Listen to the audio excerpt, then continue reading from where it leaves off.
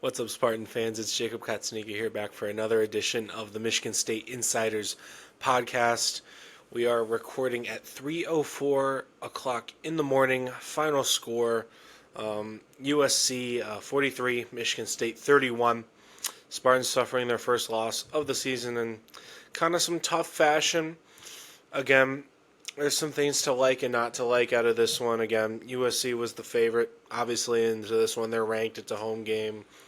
11 p.m. kickoff, all the way over there. But this is a game that Michigan State could have won this game, I think, and that's kind of the toughest part. I think that's probably to swallow from this is like if a couple plays go in their direction, especially in that second half, they played a good second half. I'll have to say that too. If a couple other plays go their way in that second half, Michigan State might have come out of a they could have come out with a victory in this one. This wasn't a game where you play Ohio State and they're just so vastly superior and you just kind of shrug your shoulders. You know, like USC was beatable, I think. Like USC's good. I didn't think USC played bad, but Michigan State I think put themselves kind of in a spot where if they played just a bit more winning football, they could have won this game. Player shot, I think Aiden Childs was fantastic. Given stats aren't super gaudy, 212 yards, 12 for 21. Again, that's not his greatest completion percentage ever, but there's 3 passing touchdowns, no picks. He had another rushing touchdown. There's also 4 total touchdowns for Aiden Childs today. But the offense played well enough today to go, to make this thing actually competitive down the stretch, and the defense wasn't there. Again, it's tough. It's a tough matchup. USC is the number one offense coming into this one, just in total yardage. They scored 55 points a game coming into this, and they looked to the part. I mean, Jaden Mayava was fantastic. One of those plays, even using his legs, one of those big plays in that second half. I believe it was a 3rd and 3, USC's own territory. And Mayava, seems like they have Mayava bottled up for a sack. Somehow escapes it, does a Johnny Manziel, and just scrambles for a big gain. Just one of those backbreakers. It was a 4th down on that same drive. It all led to USC scoring a touchdown, going up by 14 again. But the defense wasn't good enough. It's not good enough. Joe Rossi, I'm sure, will talk about that next time he's in front of the podium.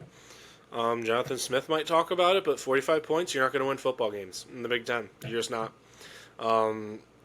Of the 9 drives that mattered, USC scored 7 times. The only times, their only punt was in that final minute of the game where it was like, who cares, we're just going to run the ball. Again, USC was more efficient with their drive opportunities. It was just touchdown, touchdown, touchdown. And the only 2 times Michigan State got off the field defensively was on a turnover on downs when USC had crossed midfield. So that's great, but they were still moving the ball. And on a turnover, great play by Marion Smith to punch, peanut punch that ball out, covered by Grady Kelly. But again, 45 points is 45 points. USC did whatever they wanted on the ground. It's Wayman Jordan for them, 157 yards on 18 carries. That's good for 8.7 a pop. They ran for 283 yards on the ground. That's 7.5, 7.6 per carry. It's not good enough. It's as simple as that. It's not in Big Ten play. It's not good enough, and that's also one of the disheartening parts. The run defense had been good. Until this point, it was good against Western Michigan. It was good against Boston College. It was good against Youngstown State, and today it kind of got exposed. Part of that is kind of the linebacker situation. Jordan Hall targeting call by the letter of the law. I think technically the call was right. I still hate that rule. That's a rant for another time. And then you have the unfortunate situation with Wayne Matthews.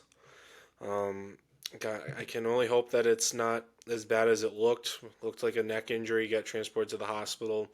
Reports seem to say that he has his motor functions and everything, so it shouldn't be anything too horrific, but still, it's always tough to look, tough to watch, such a long delay. And obviously you feel for Wayne Matthews, the human, beyond the beyond football situation. But Michigan State down several linebackers. That's not going to help with run defense, of course. So they don't have Brady Pretzlaff either for this one. He didn't make the trip. Um, they'll have Jordan Hall back for the next game against Nebraska. He got tossed for targeting in the first half, so there's no 1 half suspension for the next game. But can't give up 7 yards a pop on the ground.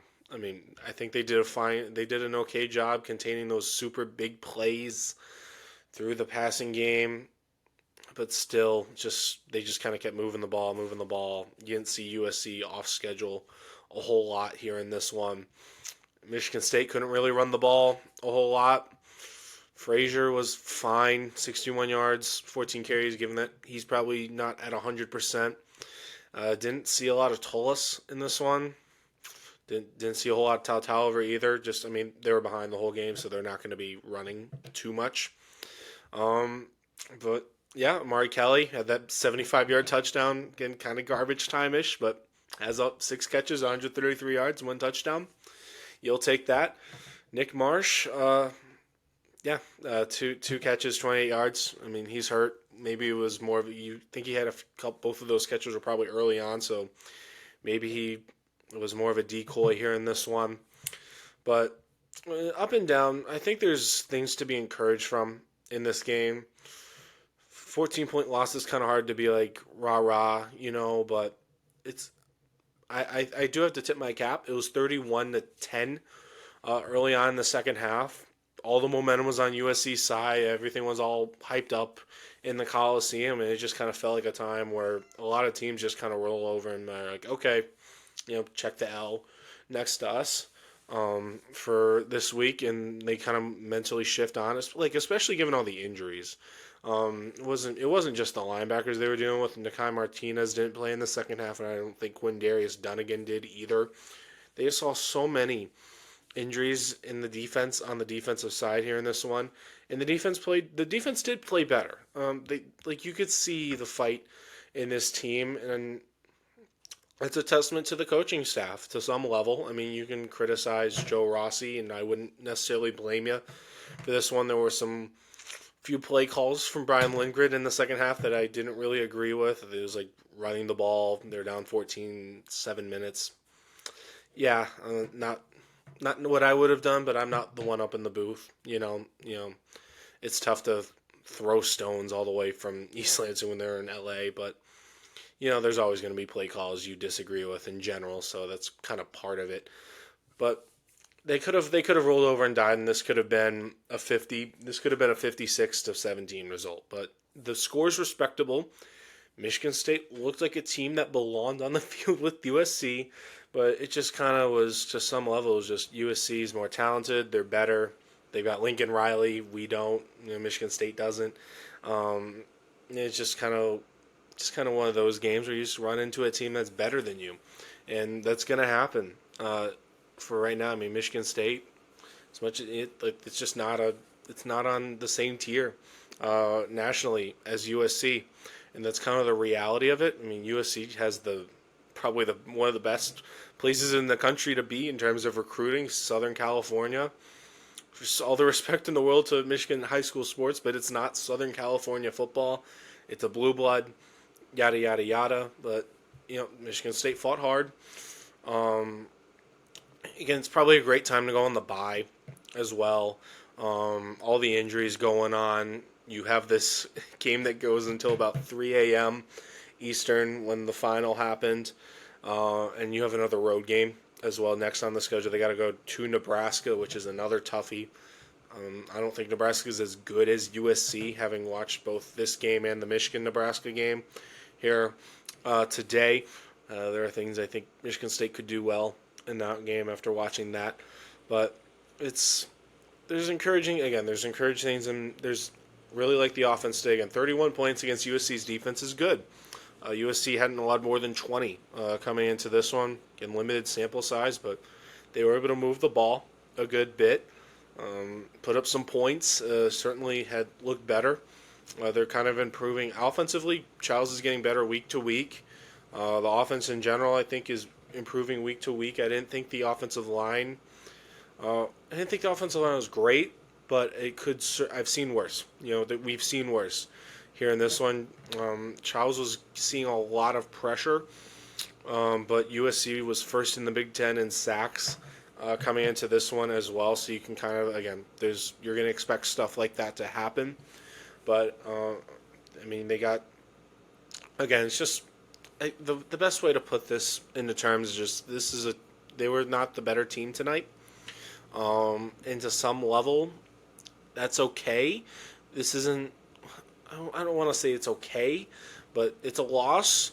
But there are worse losses that could have happened.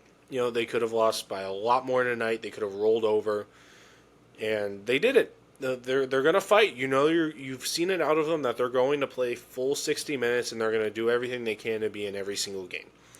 And some of the other teams, I don't know if some other teams would have stayed in this game the way Michigan State did here in this one for so long. So again, some tips to have, but still a lot of things that are really going to have to improve, particularly defensively. So again, we'll keep talking. We'll probably try to digest this a bit more. Again, this is right after the game, basically, for me. But we'll continue to provide in-depth coverage of your Michigan State Spartans day in and day out. And I'm Jacob Katznika once again, signing off here, and I'll see you guys around.